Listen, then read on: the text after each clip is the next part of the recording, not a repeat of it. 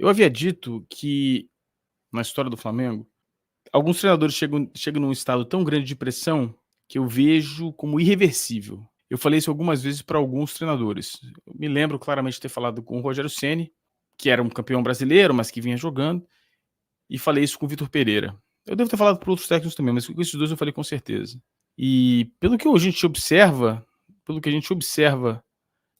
do Tite, nós estamos vendo a mesma coisa. É estarrecedor. O Flamengo perde para o Palestinos, um time fraco.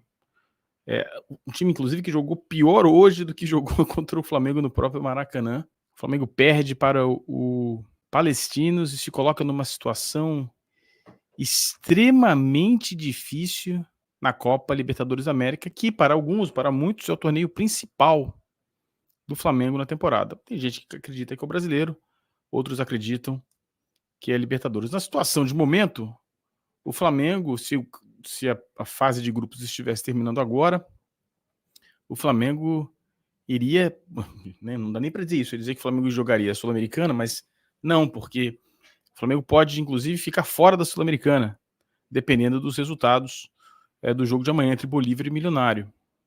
Ou seja, não dá nem para dizer, né, não dá nem para dizer que o Flamengo está indo para a Sul-Americana. Hoje, nem isso o Flamengo estaria.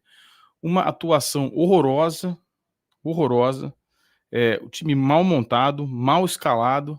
Além disso, tecnicamente, jogadores muito mal, mas muito mal. Impressionante. Hoje, é um daqueles momentos históricos, né, para o torcedor do Flamengo. Há alguns jogos chaves na história do Flamengo que as pessoas se lembram e falam, pô, realmente acontece alguma coisa, um jogo tão ruim que fica marcado na memória. Existem vários jogos na história, e esse é um deles. Eu havia dito que, na história do Flamengo, alguns treinadores chegam num estado tão grande de pressão que eu vejo como irreversível. Eu falei isso algumas vezes para alguns treinadores. Eu me lembro claramente de ter falado com o Rogério Ceni, que era um campeão brasileiro, mas que vinha jogando, e falei isso com o Vitor Pereira. Eu devo ter falado para outros técnicos também, mas com esses dois eu falei com certeza. E pelo que a gente observa do Tite, nós estamos vendo a mesma coisa.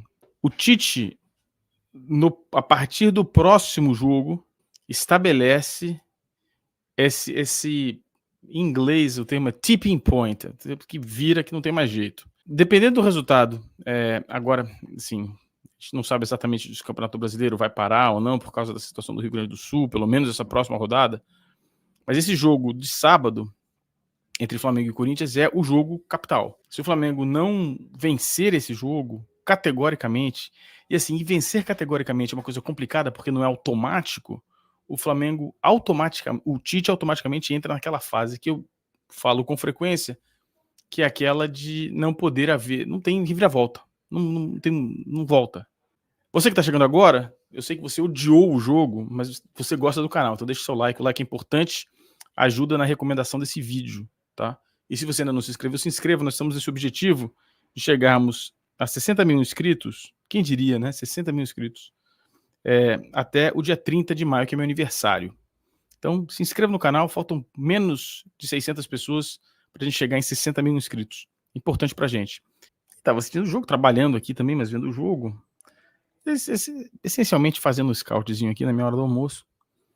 E teve um lance do De La Cruz com o Gerson, que o Gerson tinha a bola, olhou pro De La Cruz, não passou pro De La Cruz, segurou, demorou, aí chegou a marcação do De La Cruz, ele fez o passe pro De La Cruz.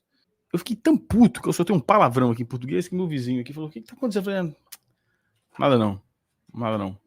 Uma situação, né, uma coisa escabrosa, né, coisa escabrosa.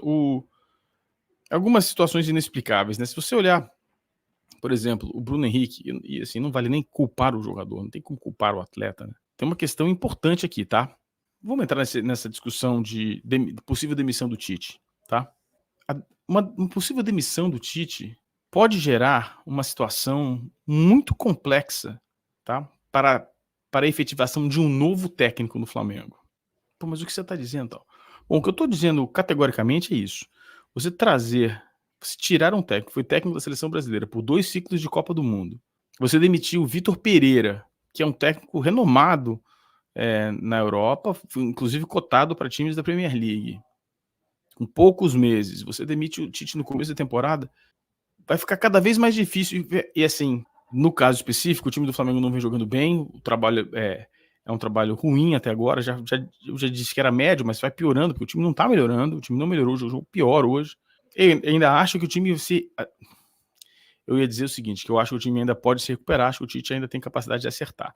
Só que o nível de pressão no Flamengo é uma coisa tão colossal. O jogo de domingo aqui, sábado aí no Brasil, é o ponto de não retorno. Se o Flamengo não vencer bem, convincentemente, já era. Já acho que não consegue mais reverter. Vai entrar naquela espiral negativa e o time não consegue reverter. Então é o detalhe do jogo de domingo. O que eu queria dizer, particularmente com relação ao novo treinador, é que se mandarem o Tite embora, se o Tite for de fato demitido, a possibilidade de contratação de um técnico começa a se tornar muito complexa. Quem vai aceitar isso? Claro, muitos técnicos vão aceitar, só que a multa vai ser uma multa elevadíssima.